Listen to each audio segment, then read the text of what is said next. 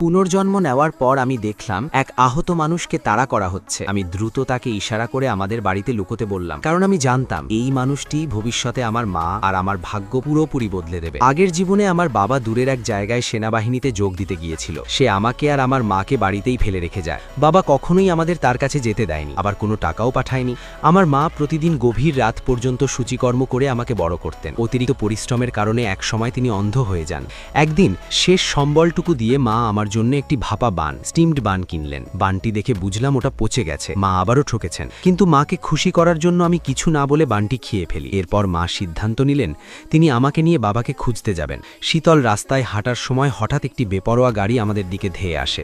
মা আমাকে ধাক্কা দিয়ে সরিয়ে দেন, কিন্তু তিনি নিজে আর বাঁচলেন না। ঠিক তখনই একটি গাড়ি এসে থামে। গাড়ি থেকে নামা লোকেরা ছিল বাবার সহকর্মী। তারা জানায় বাবা যে সেনা ছাউনিতে কর্মরত ছিল সেটা বাড়ি থেকে মাত্র 5 কিলোমিটার দূরে, আর সে ইতিমধ্যেই আরেক নারীর সঙ্গে সংসার করছে। আমি মায়ের জন্য ন্যায় বিচার চাইতে দৃঢ় সংকল্প করি।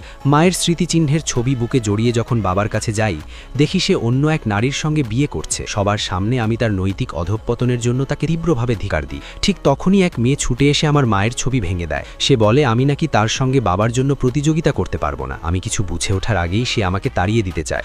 আমার বুক ভরা অসন্তোষ আর কষ্ট নিয়ে চোখ খুলতেই দেখি আমি আবার জন্ম নিয়েছি। চোখ খুলে দেখি আমার মা পাশে বসে সূচিকর্ম করছেন। আমি আনন্দে দৌড়ে গিয়ে তাকে জড়িয়ে ধরি। মনে মনে শপথ করি এই জীবনে আমি আমার মাকে সুখী করেই ছাড়ব। এরপর আমি রাস্তায় যাই।